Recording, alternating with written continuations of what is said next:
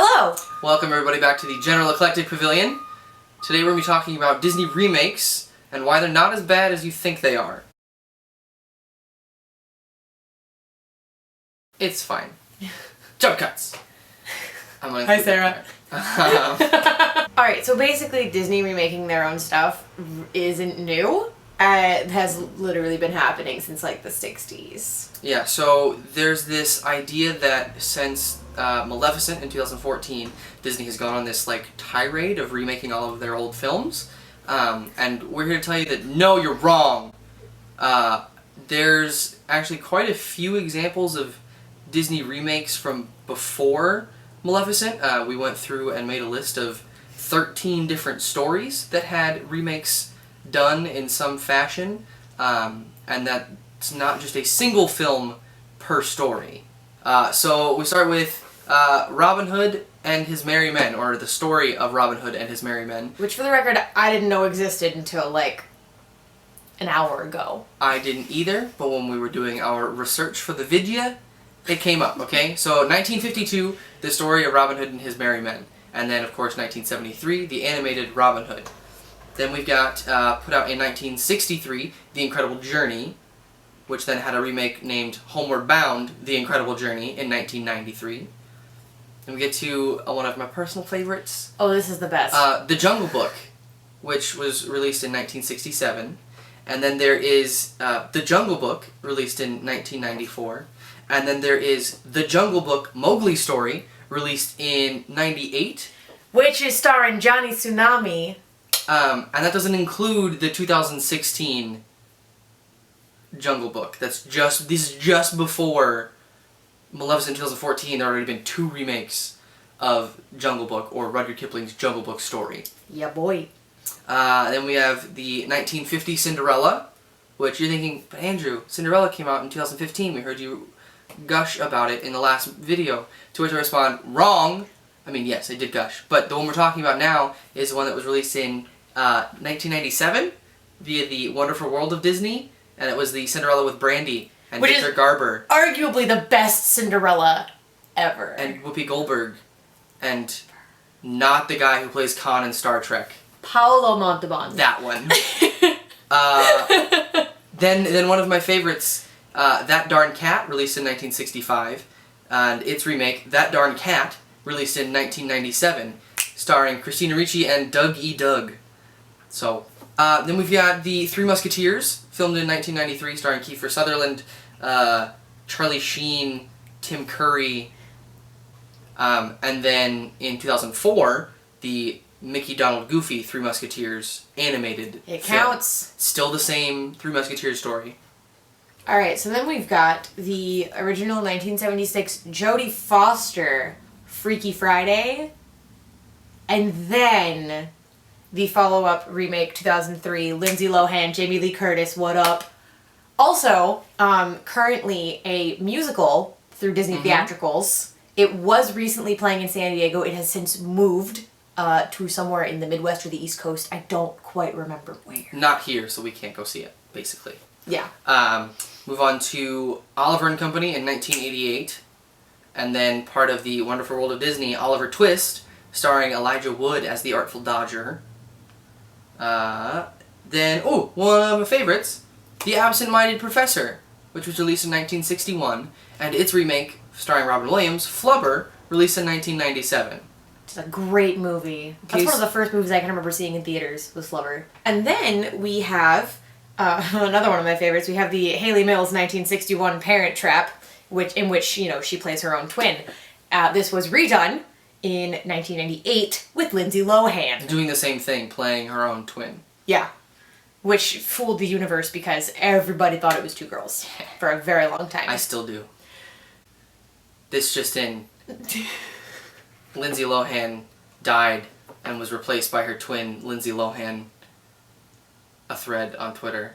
That's the meme now, right? Yes. Okay. There's also then 101 Dalmatians, released in 1961, the actual animated theatrical version, and then the Glenn Close, much better than Meryl Streep, 101 Dalmatians, released in 1998, which then also had a sequel. We'll do another video on sequels later, because we also think they're not bad. He has more feelings about sequels than I do. He'll do most of the talking there. Well, yeah. Look forward to that one. We'll cover it later. Alright, so then next we have Escape to Witch Mountain. The original was done in 1975. Fun fact, the little girl from that movie was in The Real Housewives of Beverly Hills. I never watched that show, but I found that out while doing my research, and that's really weird. But it's even funnier because Escape to Witch Mountain was remade in 1995, and the little girl from that is Elizabeth Moss, who, if you watch Mad Men, is Peggy. And if you've seen The Handmaid's Tale on Hulu, is starring in that too. I don't remember her character's name because I haven't watched it. She's the main one, though. Alright. And then we all know that in 2009, they changed the title to Race to Witch Mountain, but it's the same exact story, and it's starring Dwayne "The Rock" Johnson. He's neither of the children. That's Anna Sophia Robb and the little blonde kid whose name escapes me. Anna Sophia Robb's cute. I don't care about the kid. Yeah, I just don't. Dwayne "The Rock" Johnson is also cute. Don't take that wrong, Mr. Johnson, if you're watching. You're like the cutest. Very. Okay, continuing on. We have The Shaggy Dog, released in 1959, starring Fred MacMurray, where his son turns into a dog because of a ring. It's a weird story, but hey, guess what? We remade it in 1994 as a Wonderful World of Disney film starring Scott Wanger, who is the voice of Aladdin. Was also in Full House. Yeah, DJ's boyfriend, Steve. It's very close to Scott. I get his name confused sometimes. And then we all know Tim Allen in 2006 was The Shaggy Dog as well. Keep in mind, these are all The Shaggy Dog, The Shaggy Dog, The Shaggy Dog. It's the same name, it's the same story.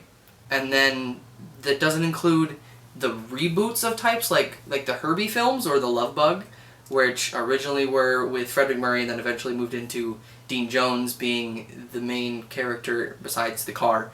And then the 2000 whatever movie where Lindsay Lohan was in Herbie Fully Loaded.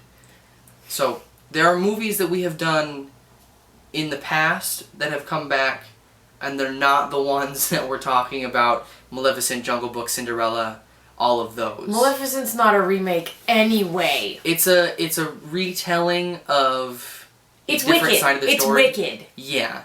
It's wicked. It's a fanfic. But people use Maleficent as the beginning of the live action remake because it's telling the story. So that's where we're using for our time point. From that aspect, then, movies that have been made since Maleficent that are not remakes include, but are not limited to, Alexander and the Terrible, Horrible, No Good, Very Bad Day, Big Hero 6, Into the Woods, McFarland USA, Monkey Kingdom, Tomorrowland, The Finest Hours, Zootopia, BFG, Queen of Katwe, and Moana. And all of the other Disney nature films. But these are all theatrical releases that are new films, not sequels, and they're not made by Disney Toon Studios, which Planes, Fire and Rescue is the first one on the list after Maleficent, so that's what I'm trying to not... Planes, Fire and Rescue. And that's 11 movies in the same time that we got Cinderella, Jungle Book, Pete's Dragon, and Beauty and the Beast. So 4 remakes versus 11 brand new stories. Yeah.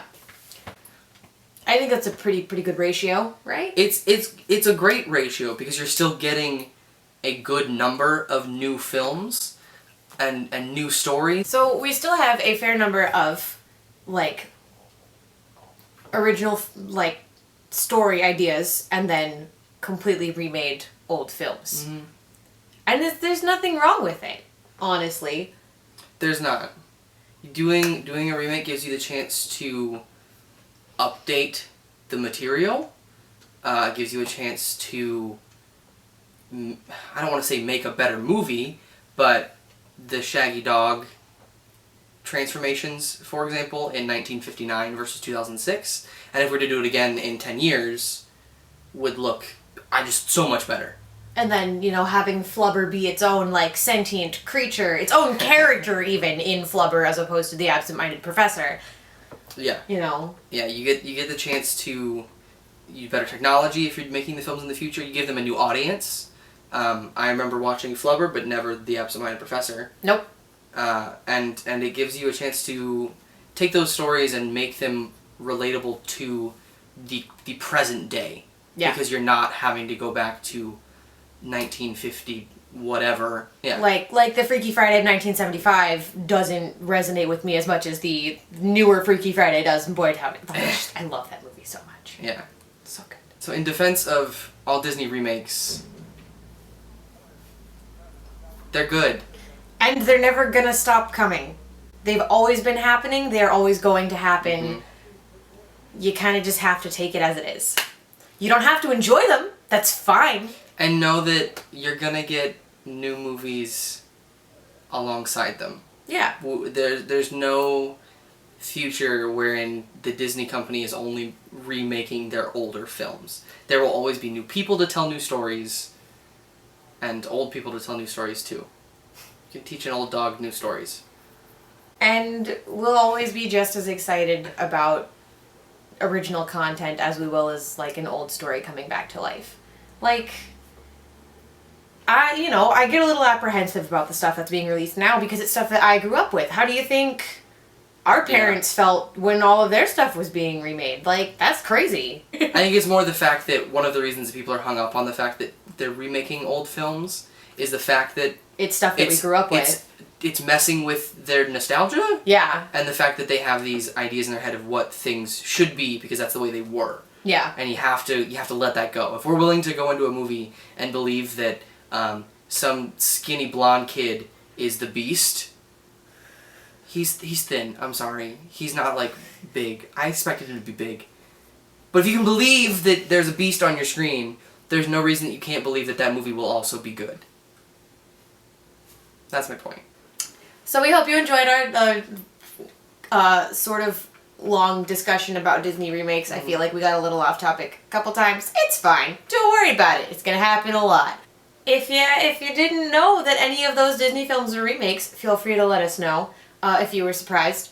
If you would like to let us know what any of your favorites are, please let us know, because I think we all know that mine is Freaky Friday right now. That's what it sounds like. If we missed any, if you know of any that are remakes, please share. I collect Disney movies, and so to have multiple, I have quite a few of the ones that we listed in the doubles. So learning more would always be great. That's pretty much it. That's it for now, today, this week, whatever, however long it this takes. Week. We'll make another one This next week. No clue what it's going to be about, but it'll be opinionated and you can believe that. So thanks for hanging out and, being here, and stick around. Next week, more news. Not news. We'll see you next time in the General Eclectic Pavilion.